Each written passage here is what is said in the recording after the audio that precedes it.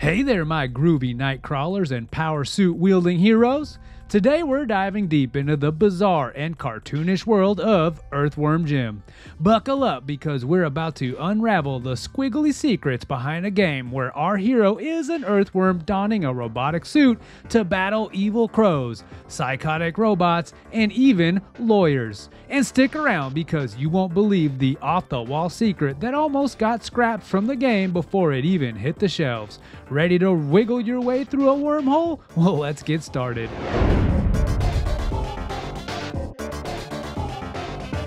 Back when Earthworm Jim sprang from the creative minds at Shiny Entertainment, led by visionary developer David Perry, who previously worked on titles like Aladdin for the Sega Genesis. The idea for an Earthworm superhero originated from an animation sketch by Doug TenNapel, which caught Perry's attention during a brainstorming session. The team, realizing the potential for a unique game character, quickly adopted the idea, setting the stage for what will become a memorable addition to the video game world. The development of Earthworm Jim was a cocktail of innovation and chaos. The team wanted to push the boundaries of animation quality in video games, inspired by the fluidity and detail seen in Disney films. This ambitious goal led them to use advanced techniques uncommon in the games of that era, such as hand-drawn animations scanned into the game's engine, a method that provided the characters with smooth and expressive movements. Perry and TenNapel aimed to create a game that was not only fun to play, but also a visual spectacle, combining humor with cutting-edge graphics. Controversy, however, was not absent from Jim's world. The game's bizarre humor and peculiar characters occasionally pushed the boundaries of good taste, leading to some criticism. For instance, one of the villains, Evil the Cat, resided in Hell, a setting that sparked discussions about appropriateness in video games during the early 90s. Despite this, or perhaps because of it, Earthworm Jim stood out in the gaming landscape for its willingness to embrace the absurd and controversial. Another layer to the development story includes the team's working conditions. The pressure to innovate while maintaining a rigorous production schedule led to long hours and high stress. This environment, though taxing, helped forge a creative energy that would ultimately define Earthworm Jim and set new standards for character-driven games. And speaking of characters driving, at the heart of Earthworm Jim is a cast as quirky as the gameplay itself. Led by none other than Jim, an ordinary earthworm who stumbles upon a superpowered suit that not only gives him arms and legs, but also a rather dashing personality. The brilliance of Jim as a protagonist lies in his utter absurdity. An earthworm, typically the bottom of a food chain, transformed into a heroic figure battling through the cosmos. The storyline is equally as whimsical. Jim fights to rescue Princess What's-Her-Name and thwart the evil plans of Psycro and Queen Slug for a Butt, journeying through planets with names as bizarre as the characters, like Heck, where lawyers and corporate stereotypes are tormented eternally. The game's narrative was a fresh departure from the typical save the princess trope, infusing it with humor and a touch of surreal, resonating with the gamers who were looking for something out of the ordinary. The narrative style and characters were heavily influenced by the Saturday morning cartoons of the era, which is evident in the game's slapstick humor and vibrant settings. This approach not only made the game stand out visually, but also helped cement its place in the heart of those who enjoyed both video games and animated television, making Earthworm Jim a crossover hit in pop culture. But Earthworm Jim didn't revolutionize with its character and story. The gameplay mechanics were a critical part of its allure and success. At its core, the game is a platformer, but it infused traditional run-and-gun elements with innovations that set it apart from its contemporaries. For instance, Jim could use his head as a whip to swing across gaps and grab items, a mechanic that added a layer of strategy and uniqueness. This ability not only made navigating through levels more dynamic, but also added a comedic element that aligned perfectly with the game's overall tone. The levels themselves were designed to be more than just left-to-right journeys. They included vertical exploration and puzzle-solving elements that required players to think as much as they reacted. This design philosophy helped to keep the gameplay fresh and engaging, encouraging players to explore every nook and cranny of the bizarre world Jim inhabited.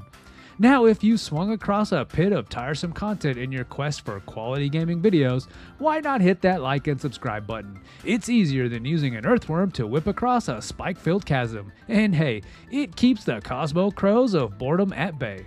Additionally, Earthworm Jim included segments that broke the traditional platforming molds, such as the Andy Asteroids bonus levels, which were race sequences against the clock and enemies. These levels not only provided a change of pace, but also showcased the game's graphics capabilities and creative design. Integrating these varied gameplay styles helped maintain a sense of excitement and unpredictability throughout the game, ensuring that players never quite knew what fun and challenges lay ahead in the next level. When Earthworm Jim hit the shelves in 1994, it quickly wiggled its way into the hearts of gamers, boasting impressive sales numbers that reflected its immediate impact. The game was not just a commercial success, it was a cultural phenomenon. Initially released on the Sega Genesis, it rapidly expanded to multiple platforms including Super Nintendo, Game Boy, and even PC, each version capturing a new audience with its distinct blend of humor and innovative gameplay. Now, just to be clear, there's new leads, but I'm still the star. Yeah. The sales figures were a testament to the game's broad appeal. Earthworm Jim sold over 1 million copies worldwide, an impressive feat that underscored its resonance with gamers looking for something radically different from the norm. Critics and players alike praised its innovative design and quirky charm, which led to receiving several awards, including the 1995 Game Fans Mega Drive Game of the Year. Beyond sales, Earthworm Jim's influence permeated deeper into pop culture. It spawned merchandise, an action figure line, comic books, and even an animated television series that aired for 2 seasons. This expansion into various media platforms helped cement Jim's status not just as a game character, but as an icon of the 90s gaming era. But beyond the sales, Earthworm Jim is a treasure trove of quirky trivia, hidden secrets, and cleverly embedded Easter eggs that exemplify the game's offbeat humor and inventive spirit. One of the most intriguing aspects is the character name origins. For instance, Princess What's-Her-Name was not just a quirky twist on the damsel in distress tropes. Her name actually stemmed from the developer's indecision during the naming process.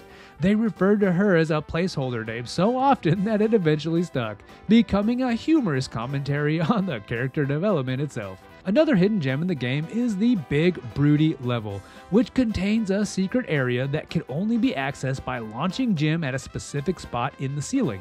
This hidden zone features a surreal, moose-filled landscape, a nod perhaps to the developer's fondness for absurd and unexpected humor. One of the lesser-known facts about Earthworm Jim involves a secret message hidden in the game's code. If you manage to access the game's files, you'll find a message from the developers playfully chiding hackers for poking around, showing their awareness and cheeky engagement with the player community even beyond the game screen. And just like an earthworm popping out of the ground after a rainstorm, we've come to the end of our subterranean journey through the zany world of Earthworm Jim. From an ordinary annelid in a cosmic suit to a cultural icon with his own action figures, Jim really shows us how far you can go with a little dirt, a big gun, and a sense of humor. Thanks for tuning in, and don't forget, the next time you see a worm, salute it. It might just be your next hero. Catch you on the flip side, Space Cowboys. If you enjoyed crawling back through the dirt of Earthworm Jim, click this video here to see more from the Retro Reload. And as always, thank you for watching.